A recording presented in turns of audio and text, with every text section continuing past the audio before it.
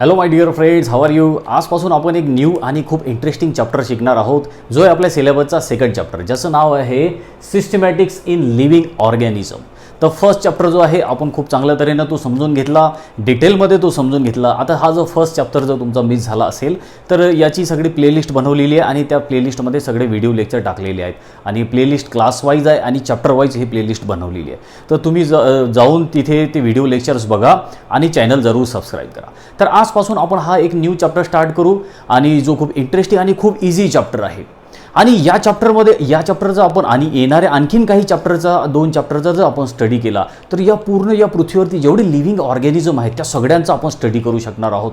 कारण खूप इंटरेस्टिंग आणि जवळपास या चॅप्टरचा जर आपण स्टडी केला तर पूर्ण जे पृथ्वीवर सजीव आहे त्या सगळ्यांचा आपण स्टडी करू शकणार. एवढे इंटरेस्टिंग हे चॅप्टर आहेत.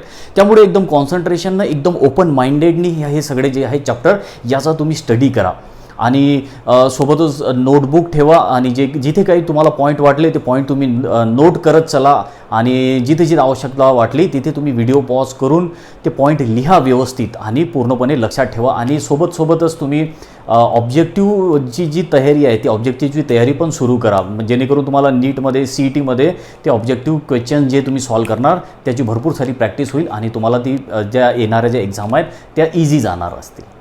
तर हे जे चॅप्टर आहे सिस्टमॅटिक्स ऑफ लिव्हिंग ऑर्गॅनिझम हे खूपच इझी आणि इंटरेस्टिंग चॅप्टर आहे, ज्याच्यामध्ये आपण क्लासिफिकेशनच्या डिफरंट मेथड शिकणार.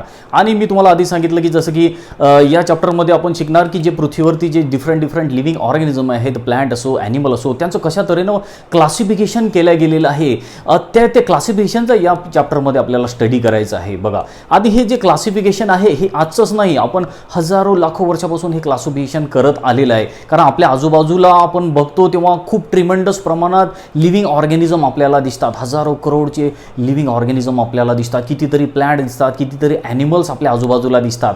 आणि या सगळ्या प्लॅन्ट आणि ॲनिमलचा आपण खूप दिवसाचा वापर करत आहोत आपल्या फायद्यासाठी. माणूस आपल्या फायद्यासाठी या प्लॅन्टचा म्हणा किंवा ॲनिमलचा म्हणा हा यूज करत आलेला आहे आतापर्यंत. आणि मग हा अशा तऱ्हेनं हे यूज करता हे सगळ्या ॲनिमलचा किंवा प्लॅन्टचा चांगल्या तऱ्हेनं आपल्याला ते समजलं पाहिजे, ते प्लॅन्ट किंवा ॲनिमल किंवा आपण त्यांच्यामध्ये डिफरन्स करू शकलो पाहिजे. याच्यासाठी आपण काय केलं, त्या लिव्हिंग ऑर्गॅनिझमला क्लासिफाय करणं सुरू केलं.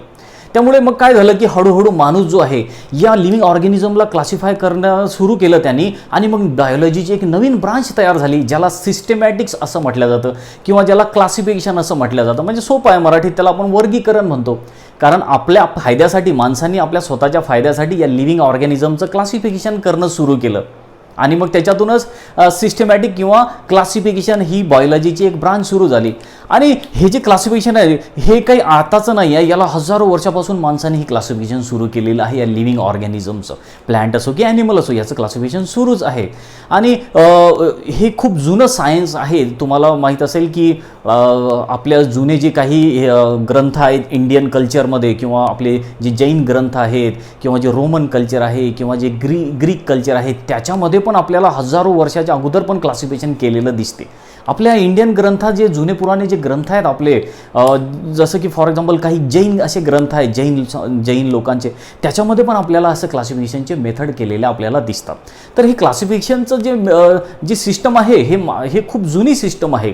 आणि आज तर चांगल्या तऱ्हेनं हे क्लासिफिकेशन जे आहे हे डेव्हलप झालेली आहे, ही क्लासिफिकेशनची सिस्टम.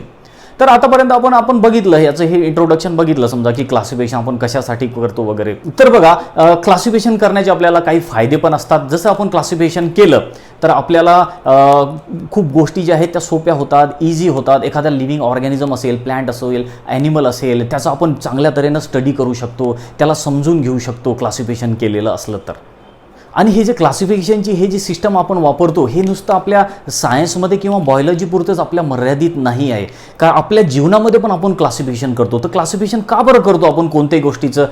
आपण या चॅप्टरमध्ये शिकणार आपण की लिव्हिंग ऑर्गॅनिझम आपलं क्लासिफिकेशन करणार आहोत, पण आपण स्वतः आपल्या लाईफमध्ये आपण क्लासिफिकेशन करत असतो. आपल्या कळत न कळत आपण काही गोष्टी क्लासिफाय करत असतो, त्याचं वर्गीकरण करत असतो. आपली आई असो, आपले वडील असो, आपल्या घरातला प्रत्येक मेंबर हा क्लासिफिकेशन करत असतो. कसं करतो आपल्या क्लासिफिकेशनचे? कारण मी तुम्हाला सांगितलं क्लासिफिकेशनमुळे काय होतं की कोणत्याही गोष्टी काय होतात, इझी होतात, सोप्या होतात. त्या आपण लवकर शोधू शकतो, त्या लवकर आपण त्या जाणू शकतो त्या गोष्टीबद्दल, म्हणून आपण क्लासिफिकेशन करू शकतो. क्लासिफिकेशनचं सगळ्यात बेस्ट एक्झाम्पल तो आपल्याला कुठं सापडते? क्लासिफिकेशनचं सगळ्यात बेस्ट एक्झाम्पल आपल्याला स्कूलमध्ये किंवा कॉलेजची जी लायब्ररी आहे त्या लायब्ररीमध्ये सापडते. कारण की इथे हजारो लाखो बुक्स असतात, बऱ्याचशा मोठमोठ्या लायब्ररी आहेत, तिथं हजारो लाखो बुक्स आहेत. आणि ते बुक्स बघा तुम्ही त्या लायब्ररीत गेल्यानंतर ते एका विशिष्ट सिस्टमॅटिक पद्धतीनं लावलेले आहेत की सायन्सचे बुक सेपरेट असतात, आर्टचे बुक सेपरेट, कॉमर्सचे बुक सेपरेट असतात, सायन्समध्ये पण बॉटनीचे बुक सेपरेट असतात, झुलॉजीचे बुक सेपरेट असतात, मायक्रोबायोलॉजीचे बुक सेपरेट असतात. तर हे सगळं काय केलेलं आहे? हे सगळं क्लासिफिकेशन केलेलं आहे. आणि तुम्ही जेव्हा या लायब्ररीत जाता त्या हजारो बुक्समधून तो जो लायब्रेरियन असतो, ज्याला आपण ग्रंथपाल म्हणतो, लायब्रेरियन जो आहे तो तुम्हाला काही मिनिटाच्या आतच तुम्ही जे बुक सांगितलं ते बुक तो व्यवस्थित काढून आणून तुमच्याजवळ देतो.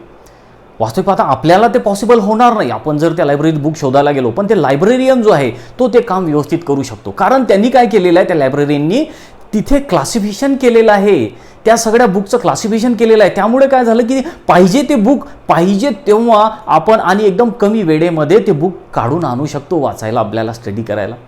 हे क्लासिफिकेशन केलेलं आहे म्हणून तर ह्या सगळ्या गोष्टी इझी झाल्या. आपल्या घरात पण क्लासिफिकेशन केलेलं असते. आपण स्वतः जेव्हा आपल्या अभ्यासाचे बुक्स असतात त्याच्यात पण आपण क्लासिफिकेशन केलेलं करतो. आपले सायन्सचे बुक आपण डिफरंट ठेवतो, आपण आर्टचे बुक वेगळे ठेवतो, त्यानंतर आपण आपले जे लँग्वेजचे बुक्स असतात ते आपण वेगळे ठेवतो. तर अशा तऱ्हेने आपण घरात पण क्लासिफिकेशन करतो. आपल्या किचनमध्ये आपली आई क्लासिफिकेशन करते. आपल्या इथे वेगळे डब्बे ठेवलेले दिसतात, छोटे डब्बे, मोठ्या डब्यांची रांग. तर ते काय झालं, ते क्लासिफिकेशन झालं. तर लक्षात आलं ना क्लासिफिकेशन कशासाठी करायचं असते?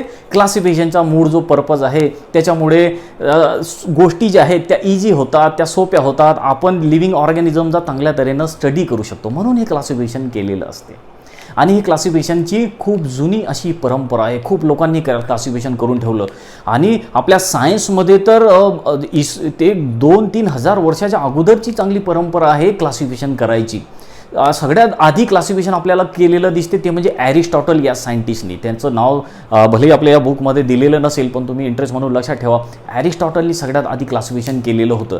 त्यांनी ॲनिमलचं क्लासिफिकेशन केलं होतं. नंतर थिओफ्रस्ट, त्याचाच एक शिष्य होता थिओफ्रस्ट नावाचा सायंटिस्ट, त्यांनी प्लॅंटचं क्लासिफिकेशन केलेलं होतं. तशा तऱ्हेनं हे क्लासिफिकेशनची खूप जुनी अशी परंपरा आहे. तर हे क्लासिफिकेशन आतापर्यंत चालत आलेलं आणि लिनियसनी मग सगळ्यात पहिल्यांदा सायंटिफिक असं क्लासिफिकेशन करून ठेवलं. तर लिनियसचं जे क्लासिफिकेशन आहे त्याचं पण आपण स्टडी करणार. तर लक्षात आलं का तुमच्या क्लासिफिकेशनला हे खूप जुनं सायन्स आहे. खूप जुन्या काळापासून रोमन, ग्रीक कल्चर आणि इंडियन कल्चरमध्ये पण हे क्लासिफिकेशन वापरल्या जात आलेलं आहे आतापर्यंत.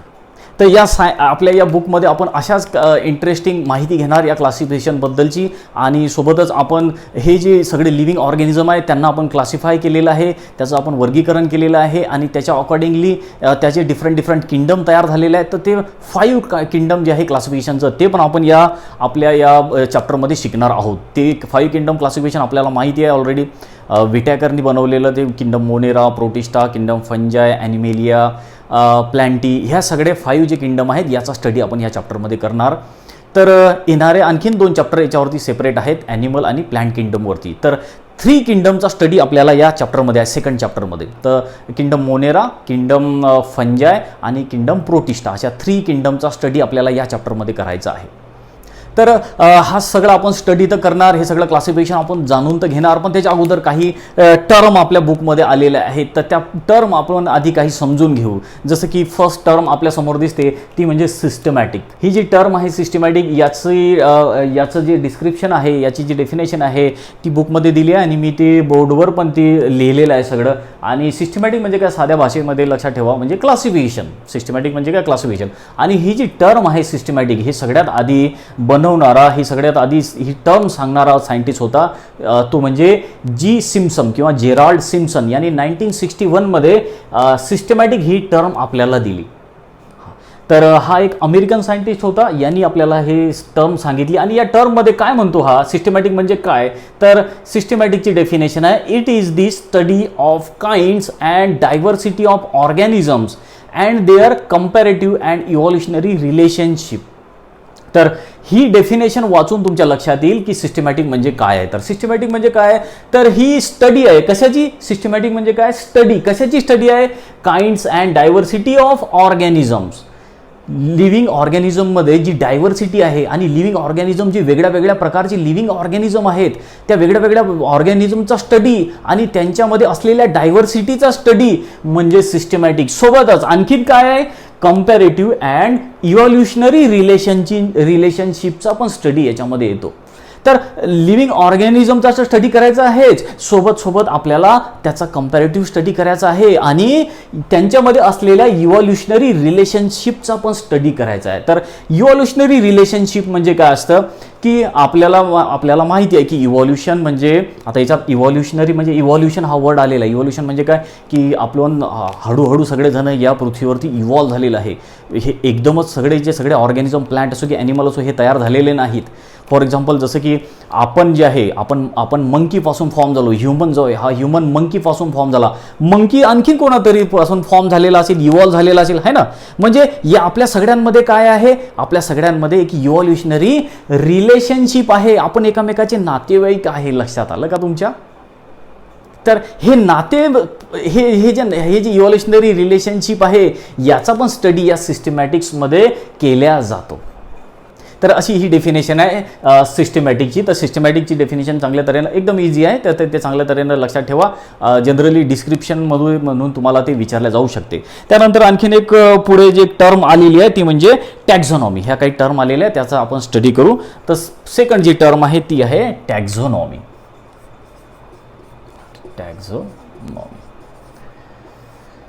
तर टॅक्झॉनॉमी म्हणजे काय, तर टॅक्झॉनॉमी म्हणजे क्लासिफिकेशन. सरळ याचा अर्थ आहे टॅक्झॉनॉमी म्हणजे क्लासिफिकेशन. टॅक्झॉनॉमी means classification. आपल्या बुकमध्ये दिलेलं आहे की टॅक्झॉनॉमी म्हणजे काय आहे, तर टॅक्झॉनॉमी म्हणजे आहे क्लासिफिकेशन करणे, वर्गीकरण करणे. तर टॅक्झॉनॉमी जो आहे हा एक ग्रीक वर्ड आहे. कसा वर्ड आहे हा? ग्रीक वर्ड आहे. टॅक्झॉनॉमी काय आहे, एक ग्रीक वर्ड आहे. आणि सगळ्यात आधी हा ग्रीक वर्ड जो आहे टॅक्झॉनॉमी हा इंट्रोड्यूस केला ती म्हणजे एका स्विस बॉटॅनिस्ट, एक स्वित्झर्लंडचा एक बॉटॅनिस्ट होता. त्याचं नाव दिलेलं आहे AP डी कॅन्डोल असं त्या स्विस बॉटॅनिस्टचं नाव आहे. AP कॅन्डोल. तर हा तो सायंटिस्ट आहे की ज्यांनी हे टर्म सगळ्यात आधी यूज केली, सगळ्यात आधी वापरली ही टर्म टॅक्झॉनॉमी. तर टॅक्झॉनॉमीचा सरळ मिनिंग आहे. टॅक्झॉनॉमी म्हणजे काय, क्लासिफिकेशन करणे. आणि हा एक ग्रीक वर्ड आहे. तर लक्षात ठेवा, taxonomy means classification following certain rules. Taxonomy म्हणजे काय, क्लासिफिकेशन आहे आणि जे काही रूल्स फॉलो करते. तर कसं सायन्स आहे टॅक्झॉनॉमी म्हणजे काय, टॅक्झॉनॉमी म्हणजे एक असं सायन्स आहे ज्याच्यामध्ये क्लासिफिकेशन केलं जातं आणि त्याच्यासाठी काही रूल्स फॉलो केले जातात. तर त्या सायन्सला काय म्हणणार आपण, त्यालाच म्हणणार आपण टॅक्झॉनॉमी. तर लक्षात आलं हे टॅक्झॉनॉमीचं मिनिंग. तर बघा आणखी पुढे. तर आता पुढे आपण काही जे आहे त्या क्लासिफिकेशनच्या काही मेथड शिकणार आहोत. कारण की क्लासिफिकेशनच्या डिफरंट मेथड डेव्हलप झाल्या. जसं सायन्स डेव्हलप झालं जसं आपल्याला लिव्हिंग ऑर्गॅनिझमबद्दल जास्तीत जास्त माहीत व्हायला लागलं, जसं सायन्समध्ये प्रोग्रेस होत गेली आपल्याला, आणि बरेचसे जे इन्स्ट्रुमेंट आहेत ते नवीन इन्स्ट्रुमेंट माहीत होत गेले. आधी काही मायक्रोस्कोप नव्हते, आता मायक्रोस्कोप आले, सिम्पल मायक्रोस्कोप, आता इलेक्ट्रॉन मायक्रोस्कोप आले, ॲटॉमिक फोर्स मायक्रोस्कोप आले. या सगळ्यांच्या मदतीनं काय झालं की आपण जीवांचा चांगल्या हे जे पृथ्वीवरती जे सजीव आहेत, जे लिव्हिंग ऑर्गॅनिझम आहेत, यांचा चांगल्या तऱ्हेनं स्टडी करू शकतो. तर त्यामुळे काय झालं की आपलं हे जे लिव्हिंग ऑर्गॅनिझम आहे, लिव्हिंग ऑर्गॅनिझमबद्दलची अंडरस्टँडिंग चांगली वाढलेली आहे पहिल्यापेक्षा. आणि जेवढं सायन्स डेव्हलप होत जाईल, आणखीन पुढे जसं सायन्स डेव्हलप होत जाईल तशी आपली अंडरस्टँडिंग या लिव्हिंग ऑर्गॅनिझममध्ये आणखीन वाढत जाईल. आणखीन चांगल्या तऱ्हेनं आपण या पृथ्वीवरच्या सजीवांना समजू शकणार आणि आणखीन चांगल्या तऱ्हेनं आपण त्याचं क्लासिफिकेशन करू शकणार. तर डिफरंट मेथड जे आहेत ह्या क्लासिफिकेशनच्या डेव्हलप झालेल्या आहेत आतापर्यंतच्या. तर आपण क्लासिफिकेशन कशासाठी करतो की क्लासिफिकेशनमुळे काय आहे की कोणत्या ऑर्गॅनिझमचा स्टडी करणं आपल्याला सोपा जातो आणि आपण त्याला काय करतो, आपण त्याचे ग्रुप तयार करू शकतो. क्लासिफिकेशन म्हणजे काय पहा, इथे एक दिलेलं आहे. क्लासिफिकेशन काय आहे, तर क्लासिफिकेशन ही टर्मचं काय मिनिंग आहे तो आपण आधी समजून घेऊ. It is a arrangement of organism. काय आहे क्लासिफिकेशन म्हणजे अरेंजमेंट आहे. कोणाची अरेंजमेंट आहे, ऑर्गॅनिझमची. जे पृथ्वीवर लिव्हिंग ऑर्गॅनिझम आहे त्यांची अरेंजमेंट आहे. ऑर ग्रुप ऑफ ऑर्गॅनिझम, एक ऑर्गॅनिझम असो की ग्रुप ऑफ ऑर्गॅनिझम असो, त्यांची अरेंजमेंट आहे. In distinct categories in according with particular and well establish plan. आणि आपल्याला काय करायचं आहे, त्या ऑर्गॅनिझम किंवा त्या ग्रुप जो ऑर्गॅनिझमचा ग्रुप आहे त्या ऑर्गॅनिझमच्या ग्रुपला एका व्यवस्थित कॅटेगरीजमध्ये आणि एका प्लॅननुसार आपल्याला वेगळ्या वेगळ्या कॅटेगरीजमध्ये त्यांची अरेंजमेंट करायची आहे. यालाच म्हणतात क्लासिफिकेशन. आणि पुढे काय आहे, this classification is based on similarities and dissimilarities among the organism. आणि हे जे आपण वेगळ्या वेगळ्या या ऑर्गॅनिझमला जे वेगळे वेगळे आपण कॅटेगरीमध्ये डिवाइड केलं किंवा ऑर्गॅनिझमच्या ग्रुपला आपण ज्या वेगळ्या वेगळ्या कॅटेगरीमध्ये डिवाइड केलं ते कशावर बेस आहे, ते आहे त्यांच्यामध्ये असलेल्या सिमिलरिटीज आणि डिसिमिलरिटीज मधले आपण त्यांना डिफरन्शिएट केलेलं आहे, त्यांचे ग्रुप बनवलेले आहेत. जर सारखे सारखे गुणधर्म असले तर एक ग्रुप, जर वेगळे वेगळे गुणधर्म असतील तर वेगळा ग्रुप. अशा तऱ्हेनं आपण काय केलं, त्यांचे काय केले, कॅटेगरी तयार केल्या, त्यांचे ग्रुप तयार केलेले आहेत. यालाच क्लासिफिकेशन म्हणतात. आणि ह्या क्लासिफिकेशनचे डिफरंट मेथड तयार झालेले आहेत. प्रत्येक सायंटिस्टने आपल्या आपल्या तऱ्हेनं जे आहेत त्या वेगळ्या वेगळ्या मेथड तयार केलेल्या आहेत.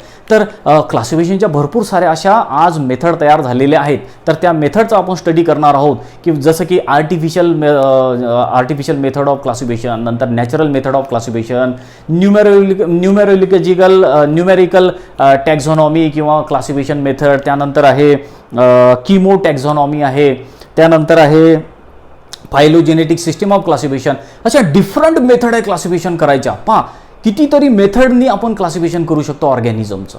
तर अशा कोणत्या मेथड आहेत डिफरंट त्या वन बाय वन करत आपण त्या समजून घेणार आहोत, की कोणत्या कोणत्या मेथड डेव्हलप केलेल्या आहेत. कितीतरी मेथड आहेत की आपल्याला आतापर्यंत माहिती नसतील, पण या चॅप्टरमध्ये आपल्याला त्या शिकायला भेटतील की कोणत्या मेथड्स आहेत जेणेकरून आपण या मेथडचा वापर करून ह्या लिव्हिंग ऑर्गॅनिझमला क्लासिफाय करू शकतो, त्याचं वर्गीकरण करू शकतो. अशा या इंटरेस्टिंग डिफरंट टाईपच्या मेथडचा आपण स्टडी करणार आहोत.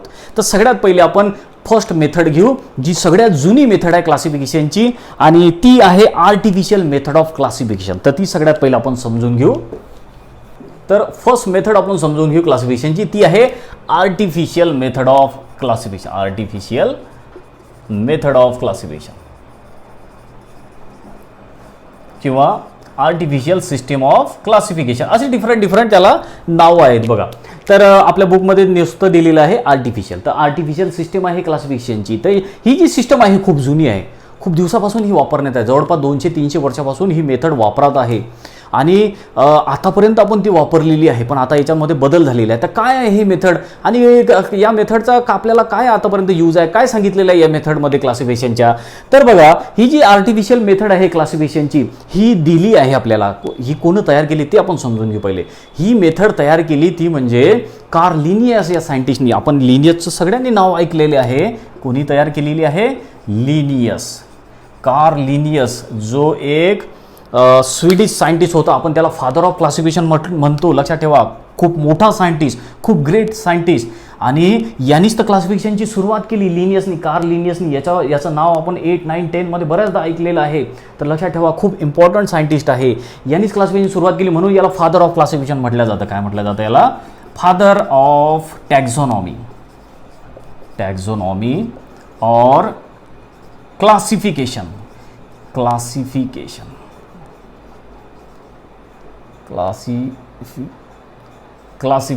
फादर ऑफ क्लासिफिकेशन म्हटलं जातं याला. बघा, क्लासिफिकेशनची मेथड जरी खूप जुन्या असल्या, आपल्या हजारो वर्षापासून आपण जरी क्लासिफिकेशन करत असलो, तरी पहिल्यांदा सिस्टमॅटिक क्लासिफिकेशन केलं ते म्हणजे लिनियसनीच. म्हणूनच लिनियसला फादर ऑफ टॅक्झॉनॉमी किंवा फादर ऑफ क्लासिफिकेशन म्हणून ओळखलं जातं. यांनी सगळ्यात पहिले ही आर्टिफिशियल मेथड डेव्हलप केली क्लासिफिकेशनची. आणि ही मेथड कशावर डिपेंड आहे? तर आता आपल्याला एक गोष्ट समजली की आर्टिफिशियल मेथड कोणी तयार केली ती म्हणजे कार्ल लिनियस या सायंटिस्टनी. म्हणून कार्ल लिनियसला काय म्हणून ओळखलं जातं? Father of टॅक्झॉनॉमी.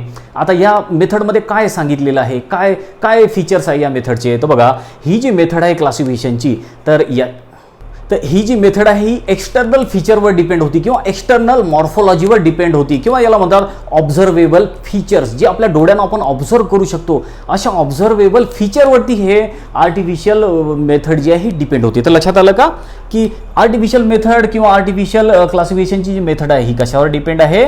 ही डिपेंड आहे एक्सटर्नल मॉर्फोलॉजीवर. External morphology.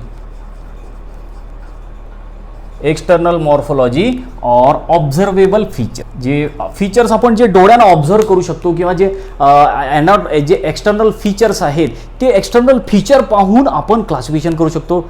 For example plant आहेत आपल्याकडे, तर त्या प्लॅन्टला आपण ऑब्झर्व करून आपण काय करू शकतो, त्याला क्लासिफाय करू शकतो.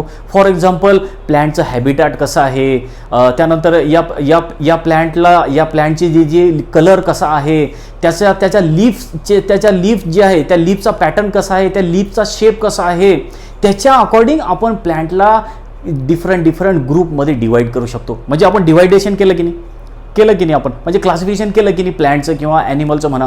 पण आपण क्लासिफिकेशन करताना या मेथडमध्ये कसं क्लासिफिकेशन केलं, एक्सटर्नल फीचर पाहून. तर एक्सटर्नल फीचरवरून आपण प्लॅन्ट किंवा ॲनिमलचं क्लासिफिकेशन करतो. कोणत्या मेथडमध्ये, आर्टिफिशियल मेथडमध्ये. तर या मेथडच्या काही लिमिटेशन्स पण आहेत. म्हणून मग काय केलं की याच्यामध्ये आणखीन चांगले बदल केले आणि एक नवीन क्लासिफिकेशनची सिस्टम डेव्हलप केली आणि ती होती नॅचरल क्लासिफिकेशनची सिस्टम. आपण ते पण समजून घेऊ, नॅचरल सिस्टम ऑफ क्लासिफिकेशन. तर आता ती जी आर्टिफिशियल मेथड होती क्लासिफिकेशनची त्याच्यामध्ये काही लिमिटेशन्स होत्या. त्याच्यामुळे काय होतं की खूप सारं कन्फ्युजन होतं. मग ते कन्फ्युजन दूर करायसाठी ही मेथड डेव्हलप झाली जिचं नाव आहे नॅचरल सिस्टम ऑफ क्लासिफिकेशन. ती होती आर्टिफिशियल आणि ही आहे नॅचरल सिस्टम ऑफ क्लासिफिकेशन. ती डेव्हलप केली होती कार्ल लिनियसनी आणि ही मेथड डेव्हलप केली ती म्हणजे दोन अमेरिकन सायंटिस्ट ज्यांचं नाव आहे Bentham and Hooker. Bentham and Hooker ही सिस्टम जी आहे ही बनवली. जॉर्ज बेंथम आणि जोसेफ हुकर असे ते अमेरिकन सायंटिस्ट आहेत. बेंथम आणि हुकर या दोघांनी ही मेथड जी आहे क्लासिफिकेशनची ही तयार केली, नॅचरल सिस्टम ऑफ क्लासिफिकेशन. तर याच्यामध्ये काय म्हणतात, हे बेंथम आणि हुकर यांनी ही मेथड डेव्हलप जरूर केली, पण याच्यामध्ये काय वैशिष्ट्य आहे या मेथडचं, तर हे यामध्ये असं वैशिष्ट्य आहे की याच्यामध्ये आर्टिफिशियल जे क्लासिफिकेशनची मेथड होती म्हणजे जे एक्सटर्नल फीचर होते ते तसेच ठेवले, पण इंटरनल फीचर पण ॲड केली याच्यामध्ये. बघा ही जी क्लासिफिकेशनची सिस्टम आहे खूप इझी होती, नॅचरल सिस्टम खूप इझी होती क्लासिफिकेशन. याच्यामध्ये जे एक्सटर्नल फीचर्स आहेत ते एक्सटर्नल फीचर तर ऑब्झर्व केल्या जातातच, सोबत इंटरनल स्ट्रक्चर जे आहे इंटरनल स्ट्रक्चर ते पण ऑब्झर्व केल्या जाते. त्या इंटरनल स्ट्रक्चर पण ऑब्झर्व केल्या जाते क्लासिफिकेशन करताना. म्हणजे नुसतं जे पहिली जी सिस्टम होती आर्टिफिशियल ती फक्त काय करत होती, ती फक्त एक्सटर्नल फीचर ऑब्झर्व करत होती. कलर कसा आहे, किती उंच आहे, किती लीव्ज आहेत, की लीव्हचा शेप कसा आहे, म्हणजे फक्त बाहेरचे फीचर पाहत होती ते सिस्टम. पण ही सिस्टम तशी नाही. या सिस्टममध्ये बाहेरचे फीचर तर पाहिल्या जातातच, पण आतलं पण स्ट्रक्चर ऑब्झर्व केल्या जाते. म्हणजे आतलं स्ट्रक्चर म्हणजे काय, टिश्यूचं स्ट्रक्चर किंवा एम्ब्रिओलॉजी आणि सोबतच फायटोकेमिस्ट्री याचा पण अभ्यास या नॅचरल सिस्टम ऑफ क्लासिफिकेशनमध्ये केला जाते. म्हणजे ही एक चांगल्या तऱ्हेची क्लासिफिकेशनची मेथड आहे जी डेव्हलप केली कोणी, बेंथम आणि हुकर. लक्षात आलं का? तर बेंथम आणि हुकर या दोघांनी नॅचरल सिस्टम ऑफ क्लासिफिकेशन तयार केली हे आपण समजलो. आणि ही या मेथडमध्ये काय सांगितलेलं आहे, या सिस्टममध्ये काय सांगितलेलं आहे, या सिस्टममध्ये एक्सटर्नल फीचर तर ऑब्झर्व केल्या जातात क्लासिफिकेशन करताना, प्लॅन्ट असो की ॲनिमल असो यांचं क्लासिफिकेशन करताना एक्सटर्नल फीचर तर ऑब्झर्व केल्या जातातच, सोबत इंटरनल फीचर पण ऑब्झर्व केल्या जातात. जसं की त्या टिश्यूचं स्ट्रक्चर कसं आहे, टिश्यूचं स्ट्रक्चर कसं आहे, एम्ब्रिओलॉजी कशी आहे, त्याचबरोबर फायटोकेमिस्ट्री कशी आहे, म्हणजे आतमध्ये त्या ॲनिमलच्या किंवा त्या प्लॅन्टमध्ये कोणते कोणते केमिकल्स प्रेझेंट आहेत त्याचा पण अभ्यास, त्या पण गोष्टी या नॅचरल सिस्टम ऑफ क्लासिफिकेशनमध्ये स्टडी केल्या जातात. तर अशी आहे ही नॅचरल सिस्टम ऑफ क्लासिफिकेशन. त्यानंतर आपण आणखीन एक नेक्स्ट क्लासिफिकेशनची मेथड ऑब्झर्व शिकणार, ती आहे न्यूमेरिकल टॅक्झॉनॉमी. ती आहे न्यूमेरिकल टॅक्झॉनॉमी. न्यूमेरिकल टॅक्झॉनॉमी. आता या न्यूमेरिकल टॅक्झॉनॉमीमध्ये काय सांगितलेलं बघा. आतापर्यंत आपण दोन मेथड शिकलो, एक म्हणजे आर्टिफिशियल मेथड क्लासिफिकेशनची आणि दुसरी आहे नॅचरल सिस्टम क्लासिफिकेशनची. तर या दोन्ही मेथडमध्ये काय काय हे आपण डिटेलमध्ये समजून घेतलेलं आहे. बघा व्यवस्थित तऱ्हेनं ते लक्षात ठेवा की ह्या मेथड कशासाठी बनलेल्या आहेत आणि यांचं काय काय वैशिष्ट्य आहेत ते आपण शिकलेलं आहे. प्रत्येकामध्ये काय फीचर आहे आणि कशाच्या भरवशावर, कशाच्या बेसिसवरती हे क्लासिफिकेशन केलेलं आहे या मेथडमध्ये ते शिकलो. आता नेक्स्ट जी मेथड आपण शिकणार क्लासिफिकेशनची ती आहे न्यूमेरिकल टॅक्झॉनॉमी. बऱ्याच ठिकाणी आता ह्या वेगळ्या वेगळ्या मेथड वापरल्या जातात. आता कारण सायन्स खूप डेव्हलप झालेलं आहे त्यामुळे वेगळ्या वेगळ्या मेथड वापरल्या जातात क्लासिफिकेशन करायला. बऱ्याचदा आर्टिफिशियल मेथड वापरल्या जाईल, बऱ्याचदा न्यूमेरिकल मेथड वापरल्या जाईल क्लासिफिकेशनसाठी, आणि बऱ्याचदा न्यूमेरिकल टॅक्झॉनॉमी पण वापरल्या जाईल क्लासिफिकेशन करताना. कारण की जसं जसं सायन्स डेव्हलप होत चाललेलं आहे तशा तशा खूप साऱ्या ह्या अशा नवीन सिस्टम आलेल्या आहेत क्लासिफिकेशनच्या. तर त्या सगळ्या सिस्टममुळे काय झालं की क्लासिफिकेशन इझी होत चाललेलं आहे, क्लासिफिकेशन सोपं झालेलं आहे करणं. तर त्यातलंच एक क्लासिफिकेशन आहे न्यूमेरिकल टॅक्झॉनॉमी. तर न्यूमेरिकल टॅक्झॉनॉमीमध्ये काय सांगितलेलं आहे बुकमध्ये अजून सगळ्यात आधी समजून घेऊ. बघा, this system is based on quantification of characters and develop on algorithms for classification. आता काय मिनिंग आहे याचा आपण तो समजून घेऊ. त्याच्या अगोदर बघा की ही जी न्यूमेरिकल मेथड आहे क्लासिफिकेशनची ही कोणी डेव्हलप केली. तर ही जे आहे 2 सायंटिस्ट आहेत, त्या 2 सायंटिस्टनी ही 1963 मध्ये ही मेथड डेव्हलप केली आणि त्या 2 सायंटिस्टचं नाव आहे सोकेल आणि स्मिथ. सोकेल आणि स्मिथ यांनी 1963 मध्ये ही मेथड डेव्हलप केली. नाव लक्षात ठेवा, सोकेल अँड स्मिथ यांनी 1963 मध्ये ही मेथड जी आहे न्यूमेरिकल मेथड क्लासिफिकेशनची हे डेव्हलप केली. आता ही मेथड म्हणजे काय आहे बघा, याच्याबद्दल तुम्हाला सांगतो की या मेथडमध्ये काय केलं जातं की जे प्लॅन्ट किंवा जे ॲनिमल असतील, पर्टिक्युलर आपण प्लॅन्टची गोष्ट करू, जे प्लॅन्ट असतील त्यांचे जे फीचर्स आहेत ते फीचर सगळे ऑब्झर्व केल्या जातात आणि प्रत्येक फीचरला एक नंबर दिला जातो. लक्षात घ्या, जे फीचर्स आहेत प्लॅन्टचे किंवा ॲनिमलचे जे फीचर्स आहेत त्या प्रत्येक फीचरला एक नंबर और कोड दिला जातो. फीचर माहिती आहे ना आपल्याला, प्लॅन्टची किंवा ॲनिमलचे कोण असे फीचर्स असतात, जसं एक शिंग आहे की 2 शिंग आहे, बॉडीवर हेअर आहेत की नाही आहेत, बरोबर, लिव्ज असतील तर ते लिव्ज कसे आहेत, त्या लिव्जचा शेप कसा आहे, फ्लॉवर असेल तर फ्लॉवर कसा आहे वगैरे, हे काय झाले, हे फीचर झाले. आणि हे फीचर कशा ऑब्झर्वेबल फीचर आहे. तर या प्रत्येक फीचरसाठी काय करतात, एक नंबर दिला जातो किंवा एक कोड दिला जातो. आणि मग अशी सगळी फीचर समजून घेतले की मग खूप सारे कोड तयार होतात, खूप सारे नंबर्स तयार होतील, है ना. आणि मग ते सगळे कोड जे आहेत ते कम्प्युटरमध्ये भरल्या जातात, त्याच्यावर प्रोसेस केल्या जातं आणि मग पाहिजे तेव्हा तो डेटा आपल्याला अवेलेबल होतो. यालाच म्हणतात न्यूमेरिकल टॅक्झॉनॉमी. म्हणजे न्यूमेरिकल टॅक्झॉनॉमीचा स्टडी करताना आपल्याला कम्प्युटरचा वापर करावा लागतो. म्हणजे आता मॉडर्न टेक्नॉलॉजीचा वापर करता येतो आपल्याला. तर अशी ही मेथड आहे क्लासिफिकेशनची, ज्याला म्हणतात न्यूमेरिकल टॅक्झॉनॉमी. आणि कोणी डेव्हलप केली आहे न्यूमेरिकल टॅक्झॉनॉमी, हे म्हणजे सोकेल अँड स्मिथ या सायंटिस्टनी 1963 मध्ये. तर ह्या मेथडमध्ये काय सांगितलेलं आहे, कशाच्या बेसिसवर आहे ही मेथड, लक्षात आलं तुमच्या, की हे जे फीचर एक्सटर्नल फीचर आपल्याला दिसतात त्या एक्सटर्नल फीचर ऑब्झर्व करायचे आणि प्रत्येक फीचरला एक नंबर द्यायचा किंवा कोड द्यायचा, प्रत्येक फीचरला एक कोड द्यायचा आणि ते सगळे कोड जे आहेत ते कम्प्युटरमध्ये फीड करायचे. तो सगळा डाटा आपल्या कम्प्युटरमध्ये घ्यायचा, त्याच्यावर प्रोसेस करायचं आणि मग आपल्याला पाहिजे तेव्हा आपण तो डाटा वापर करू शकतो. कशासाठी, क्लासिफिकेशन करायसाठी. तर अशी ही मेथड आहे एक न्यूमेरिकल मेथड टॅक्झॉनॉमीची. तर पुढच्या आपल्या ज्या मेथड्स आहेत बाकीच्या त्या आपण नेक्स्ट लेक्चरमध्ये समजून घेऊ.